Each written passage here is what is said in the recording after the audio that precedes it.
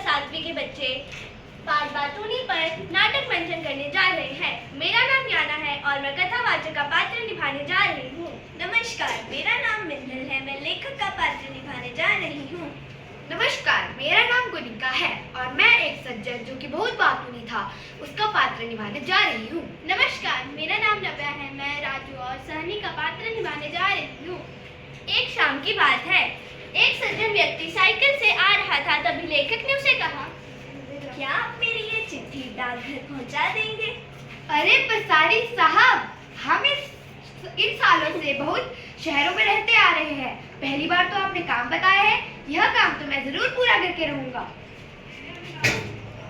उसके बाद लेखक की दी हुई चिट्ठी सज्जन व्यक्ति के हाथ लग जाती है और वह उसे डाकघर में डालने चला जाता है।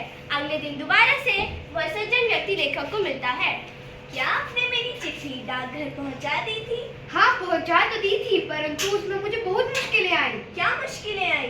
सबसे पहले तो मैं अपने दोस्त सहनी, जो मेरा बचपन का दोस्त है और उसके फादर मेरे फादर के बहुत अच्छे दोस्त हैं, उसके पास गया और मैंने उससे लिफाफा मांगा।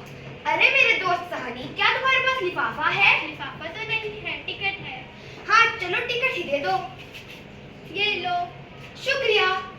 फिर मैं अपने दोस्त राजू, जो कि बुक्स का एजेंट है, उसके पास गया। क्या आप लोग जानते हैं कि ये सज्जन व्यक्ति कितना बातूनी है? लेखक को तो यह बात पता ही नहीं है। अब देखते हैं कि लेखक इसे कैसे संभालता है। अरे मेरे दोस्त राजू, क्या तुम्हारे पास लिफाफा है? है, लेकिन उस पे एजेंसी का नाम लिखा है। कोई बात नहीं, दे दो। ये लो। शुक्रिया। फिर मैंने अपनी जेब में हाथ डाला और देखा कि मेरे पास तो पेन ही नहीं है। कितना बड़ा बेवकूफ हूँ मैं, पेन ही नहीं लाया और काम भी ले लिया। फिर मैंने अपने दोस्त राजू से पेन मांगा। अरे मेरे दोस्त राजू, पेन तो देना जरा। ये लो पेन। शुक्रिया। मेरा दोस्त राजू एक बहुत अच्छा इंसान है। उसमें एक अच्छी बात है कि वह जो भी चीज उसके पास होती है वह झट से निकाल कर दे देता है। फिर मैंने सोचा, अरे यार, अगर लिखूं तो किस पर रख के लिखूं? फिर मैंने अपने दोस्त राजू से, अरे राजू, बस्ता तो दे जरा। ये ले बस्ता। शुक्रिया।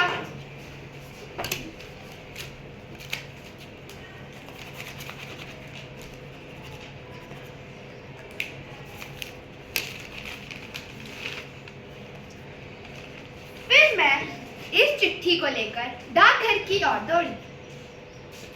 फिर मैंने जैसे ही डाकघर में चिट्ठी पहुंचाने के लिए गई, तब मैंने देखा कि आखिरी डाकिया जा रहा था। मैंने उस डाकिये को रोका और कहा कि यह चिट्ठी भी जरूरी है, इसे भी रख लीजिए। वह डाकिया बहुत अच्छा इंसान था, इसीलिए उसने रुककर चिट्ठी को डाल लिया। इसके बाद लेखक ने सोचा कि अरे, इस बातूनी को आज के बाद मैं कोई काम नहीं करने को दूंगा। आखिरकार जितना पाप कमाना था उसका फल तो मुझे मिल ही गया। तो उसके बाद एक दिन दोबारा उस सज्जन व्यक्ति को लेखक मिलता है और वह बोलता है, अरे पसारी साहब, कहाँ जा रहे हैं? हमें भी बताइए।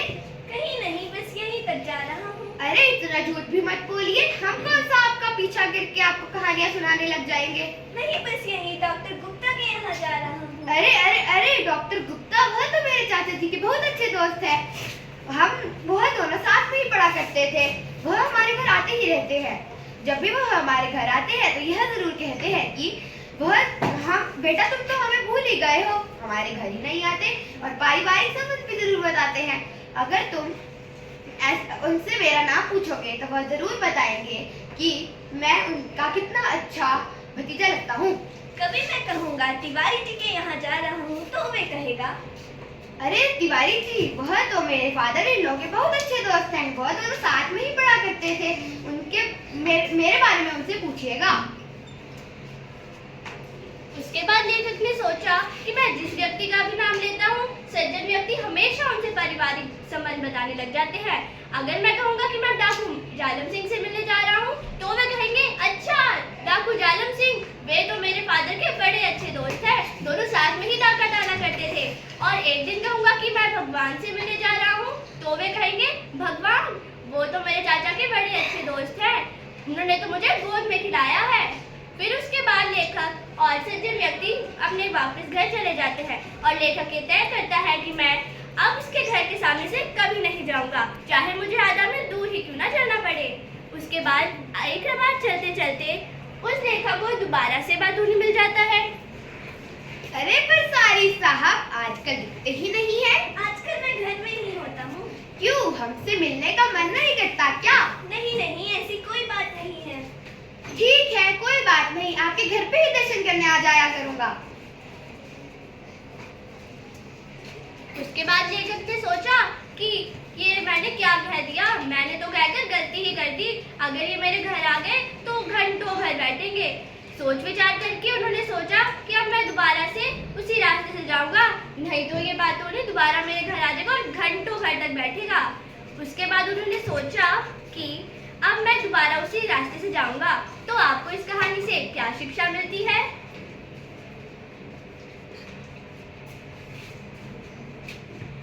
हमें इस कहानी से यह शिक्षा मिलती है कि हमें ज्यादा बातूनी नहीं होना चाहिए, क्योंकि अगर हम ज्यादा बातूनी होंगे तो हमसे कोई दोस्ती नहीं करना चाहेगा और ना कोई बात करना चाहेगा। धन्यवाद।